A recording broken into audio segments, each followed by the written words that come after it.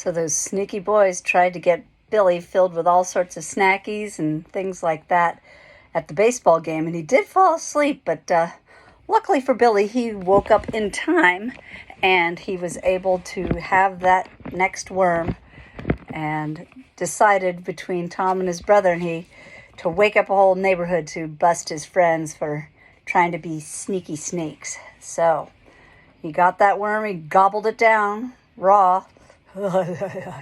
Yuck. Chapter 28. Hello, we're... A confused murmur arose up and down the street. Suddenly a boy shouted from the Phelpses' house, "Finks!" Alan's father dragged him back from the window. "Is that why you were stuffing Billy with candy and junk all day? Leave me alone. Yeah, we were trying to trick him. The Finks! Finks!" he yelled at the top of his voice, lunging toward the window. "Quiet!" His father sat him down hard in a chair. Joe peered furtively out of the fringe of the bedspread. As soon as he had heard the siren and Tom's yells, he had crawled under the bed. "And that's why Billy woke up the whole neighborhood? To show that he hadn't been tricked?" "Yes." His father let go of Alan's pajama collar. In the doorway, Alan's mother threw up her hands and went off to the bathroom to take 2 aspirin. The next day, Alan and Joe tramped from house to house in the neighborhood, knocking on each door and reciting in chorus, "Hello, we're Alan Phelps and Joseph O'Hara. We're the reasons you were waked up in the middle of the night last night, and we're sorry. You'll be happy to know our parents have punished us so we can't look at television or have any dessert for a month, and our allowances have been taken away for 2 weeks. We promise that it'll never happen again." "At least not in this neighborhood," muttered Joe as the last door closed behind them. "And Alan," said his father at dinner that night, "I don't want to hear that there has been any repetitions of this incident at Billy's or Tom's house or anywhere else. Do you understand that?" "But we can't just let him get away with it, Mr. Phelps," called Joe from the living room, where he was waiting for Alan to finish dinner. "There will be no repetition of this incident or anything like it," repeated Mr. Phelps. "You tried to trick Billy and lost. That will be the end of the matter." Chapter 29. "You know what you are," said Alan, his nose almost touching Billy's. "You're a Fink." "And you're another," sneered Billy through clenched teeth. "And a cheating, lying, dirty, snot-nosed, cheating, lying one." "If you say 2 more words," said Alan, "you know what? I'll beat your head in." Billy breathed hard. "I'm right behind you," muttered Tom, peering grimly over Billy's shoulder, his fists clenched. "Yeah," said Joe from behind Alan. "So what? We can lick you both with our hands tied behind our backs and paper bags over our heads." You couldn't lick a flea." "Yeah?" "Yeah." Spiffle, whack, thump. "Someone's joke ain't no fair." Thump, gouge. Joe crawled off behind a tree, nose bleeding. Whomp. "He's pulling hair! He's scratching!" Twist, twist. Alan crawled weeping behind a bush. Thump, whack, donk. "Billy, it's just you and me. Where are the others?" Tom and Billy untangled and sat up, bruised, scratched, dusty, shirts torn, hair tousled. Tom's nose was bleeding and Billy's shoe had come off. Yeah, sassed Alan and Joe from behind the tree. Billy started to shake his fist at them and clamber up, but then he sank back. Tom panted beside him, bleary-eyed. Yeah, all worn out? Can't fight anymore?" Alan scooped up a handful of mud and flung it at Tom and Billy. Then Joe did the same. Billy and Tom scrambled up and pelted back. Mud splattered against trees and bushes. Alan began to cry. A rock hit Billy over the eye. He sat down backward in the mud, covering his head with his arms, sobbing. Joe and Tom stopped throwing. Joe grabbed Alan. "Come on!" Tom knelt beside Billy.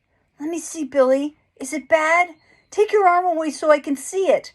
He tried to pull Billy's arms apart, but Billy wrenched away. "Come on," said Tom in a scared voice. "I'll take you home. Come on. Your mother can take you to the doctor." And these are friends. How sad. Chapter 30, The Peace Treaty. Alan and Joe sat on the sofa, Tom and Billy on two straight chairs opposite them. "Now," said Alan's father, "what's this all about?" The four boys all began talking at once, accusing, recounting, explaining. "All right," said Alan's father after a while. "That's enough. Now we know it's got something to do with this bet Alan and Billy made, but Mr. O'Hara and I aren't going to get involved in that. You'll have to settle that amongst yourselves." "You four boys have been friends too long to start fighting now," said Mr. O'Hara. "You really hurt each other. Look at yourselves. Your faces all bruised and muddy. Talk it over. Work things out, and then you can shake and be friends again." Joe muttered under his breath, "I couldn't be friends with those rats."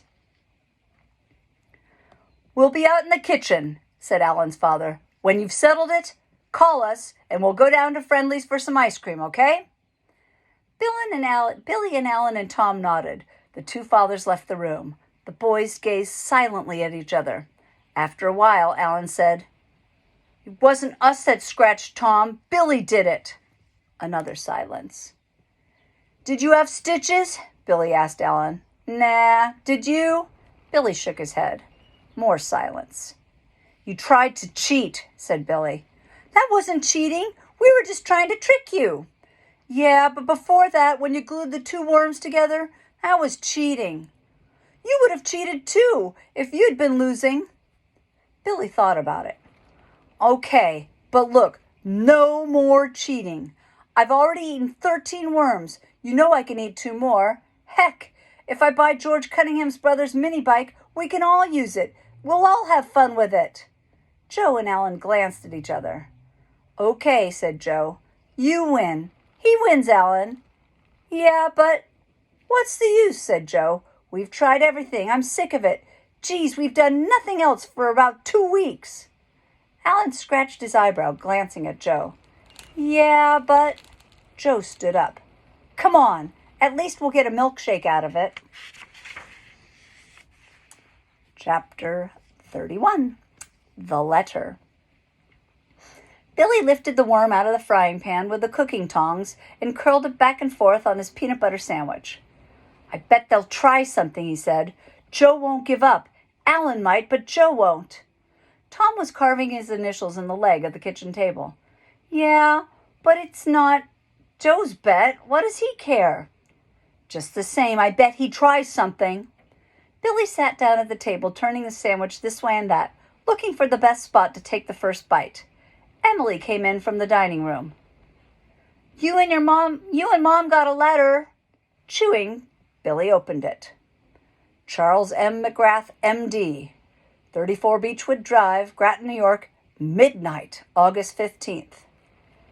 Dear Mrs. Forrester, I have just made a distressingly discovery. Looking through a medical journal before getting up to bed, I noticed an article entitled Poisons in the Home Garden, a subject which necessarily fascinates me. As I glanced through the article, a phase seed opened my eyes. Lumbriscus terrestis, the common earthworm, I read on. Mrs. Forrester, let me assure you, first of all, that there is no cause for undue alarm. However, you will, I am sure, be concerned to learn that, especially in the months of July and August, parents must be aware that the common earthworm, some varieties which are known to secrete a substance which, though not malignant to the skin, is sometimes harmful if swallowed.